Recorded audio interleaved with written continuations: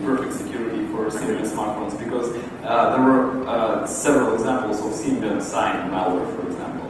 Like the first one was in the beginning of 2009, it was YXC, or even before the latest one was signed.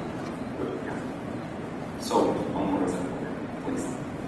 I don't have an answer for it. What do you think we should do? But no, it's a whole thing. So, I don't have the answer. I can lay out a research agenda, centered heavily in the situation you described, centered very heavily on the study of information theory. I think is sort of the foundation of much of it. That said, I'm not creative enough to come up with the answers. I'm hoping that maybe somebody in the audience may listening has some answers, has some insights. We're a long way off, and I think this sort of gets to very fundamental challenges of the human. And humans are always the weakest link. How can we use technology to help us protect ourselves against ourselves? But I think anybody who tells you, increase our market share is lying to you. Okay, we're going to take a couple of questions from the floor. I'm going to start with my right, because the gentleman walked up first. And then we'll go to the center and to the left hand. So I have one small observation and then a question, so I hope you don't mind. The observation is basically that you were talking earlier about the fragmentation of the mobile space. And the thing is that on the PC, your operating system is a third-party add-on. It's coming from pretty much one vendor. We know that there is market share for something else, but it's pretty much the same thing on every single PC, no matter what hardware configuration, no matter where you buy it from, whether it's Dell, Epson, or whatever piece of the puzzle, your peripheral or whatever it's come from. It's basically operating the same thing. But mobile phones, there's no incentive for them to go back and update, a Samsung Galaxy phone 2 years ago, because they want to sell you the new phone with the latest operating system, and it's their particular flavour of Android or that kind of thing. So I think some of the things that you were talking about rely on that, which actually, to me, drives the data stealing activity much more into the cloud. And that's where we really need to start thinking about things that Mikko has been saying. Things like, the fact is that people are going to be persuaded to go and click on things and go and do stuff that is injurious to their security. So my question really is, do you think that some of the problem, this actually comes partly to what Vixie was just saying, it's actually part of the problem is that we're old. Most of us in this room grew up in a generation where we didn't really experience from the very youngest age the sort of things that my children are experiencing now, being online constantly, expecting to be able to go somewhere and be still online. We'll sit in a restaurant and my son will be aggravated if you can't get on Facebook. We're in a restaurant, for God's sake, just don't think about being on Facebook now. But that's the thing that they've grown up with and we didn't. So it's part of the problem patching the human, and the fact that the cloud is one part, mobile is one part, malware is one thing. It's all there, but really the fundamental problem is that still people are going to do stupid things. And is there much more need to look at it from the perspective of, well, in 30 years' time, everybody will have grown up with this stuff, and therefore the solutions might well be different and based much more on knowledge of how things work. So that's where I was trying to get to with the idea of studying information theory for trying to understand security and protect it.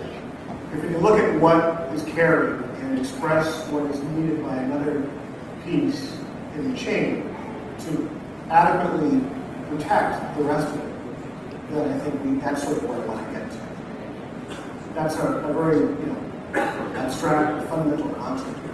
The idea is to sort of fully understand what is there and what's needed at the next piece. I identified this 6 or 7 years ago now with Web 2.0 nationals, right? The security implications there, the information leakage. And so we certainly have, to go back to what Paul Vixie said, a terrible shiny object problem. And it astounds me that one of the most successful ways to propagate something that has ill intent on Facebook is the simple expedient of making it sound like such a shiny object that people are prepared that you'll see this object, you'll love it, and you'll recommend it to all your buddies. But this is so shiny that in this case we want you to do it the other way around. So you click the recommend button, then you see what it is you're going to recommend. And that's a sort of behavior that sort of no technology can really solve. And I don't know how in 30 years' time, could well be worse, because the objects will be, even shiny. They'll certainly be really tiny. It's a problem of awareness and education. Well, one thing I've learned in the 20 years, or almost 20 years in the industry, is that education is a waste of time. People never learn. They will always double click on every single executable. They will always type their credit card number to any form that asks for it. Education is a waste of time.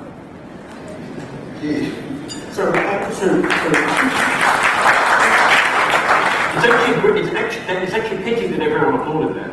I mean that from the depths of my heart. That's quite sad. People can change their behaviours, and they can learn to change their behaviours, and with a little bit of regulatory help, they can adapt them. A good example this has not happened too much in Australia, but in the United Kingdom, drink driving, for example, is now socially unacceptable. If you get caught, your mates will not go, "Oh, damn, you got fussed by the cops." They will go, "You clown, you could have run over me." So people can change their views and they can change their behaviours.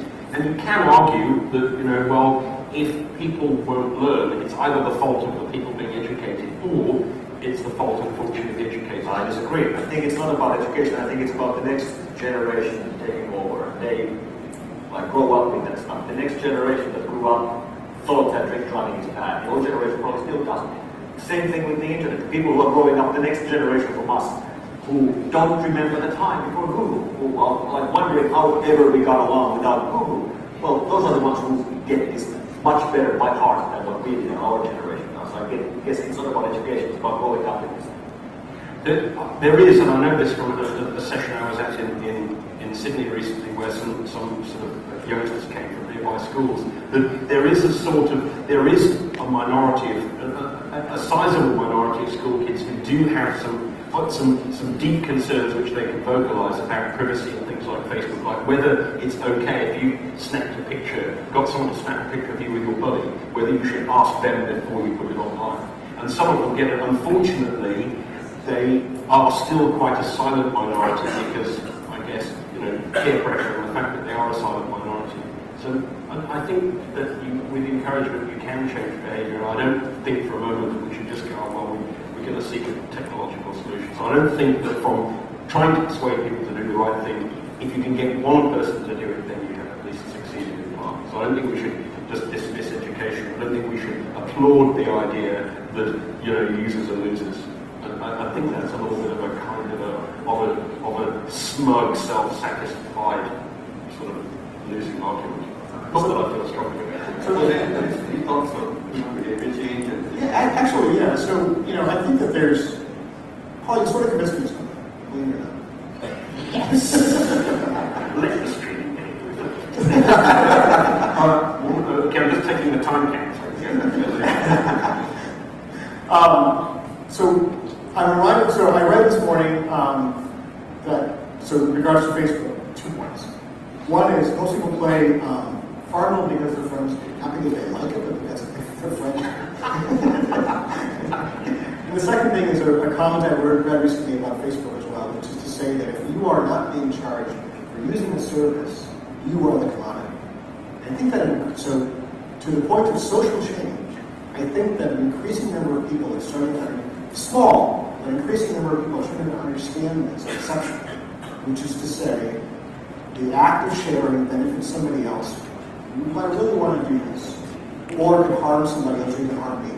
Do I really want to do this? I think that it may take some time, 10, 20 years. It took a long time for drunk driving, for example, to become socially frowned upon. You know how some states in the US have taken the way to be quite gung-ho about sort of protecting consumers and things like the liability they carry with banks, about false disclosure of breaches, just because they're tired of them being swept under the carpet, in California and New York, the main drivers in that. Maybe what would be nice is some kind of regulatory pressure that services like Gmail, Facebook and the like may not advertise themselves as free, since they actually come with potentially very large cost indeed. Which is, I guess, really clever lawyers though, who I think are in mass of that. Yeah. No, but if it's sort of that's just what you said about you, the user, become the commodity. It's sort of back to seeing the other way around. The people, they don't realise the potential cost of free, and when they do, then they kind of get it in a real epiphany moment. Well, if we talk about human vulnerability accountability, let's say like this, I think that education is useful because I've got a lot of like real life examples when I was talking to people and saying, so please don't do this because now it's some kind of epidemic of this Trojan or this word. People listen and people understand that they shouldn't do this or that thing, and I think that education is really necessary according to preventing and patching human vulnerability. Thank you. I think we'll take a question from the floor. So the Apple App Store is a sort of a mandatory whitelist for iPhones and other like devices. It's not clear what the security checks behind that whitelist are, but it is a whitelist. What does the panel think about whitelisting as a solution for all the different mobile platforms? And I'll add addendum to that. What about the Android App Store where there isn't any checking done per se? How does that help? I think, and I can just stop with this answer. This there's a definitive answer to that, in my opinion. That there is no one technology which provides the solution, and to demonstrate that to yourself, you just need to consider the halting problem. You cannot write a program which will always reliably determine the behavior of the programs. So, in my opinion, there's nothing that should be ruled out. But you're always, for security, you're always going to need defense in depth and some sort of hybrid approach, which minimizes, the sort of bit that gets through the sieve at each other. I find the App Store model fascinating, and of course, just the basic idea behind it kind of works. I mean, so far we haven't seen any directly malicious applications in Apple App Store. We've seen them in other similar systems, but not there. And it's fascinating if you think about Microsoft would try to pull the same thing off. Imagine Microsoft shipping Windows 8. And here we have Windows 8, and by the way, in Windows 8 you can only run the software that we bless. You can't run any other software that is accepted by Microsoft. And of course, nobody will buy it. People will hate the idea and bury Windows 8. That's never going to happen. Yet, people seem to be perfectly happy accepting exactly the same idea on their mobile phones. And of course, these App Store models aren't full.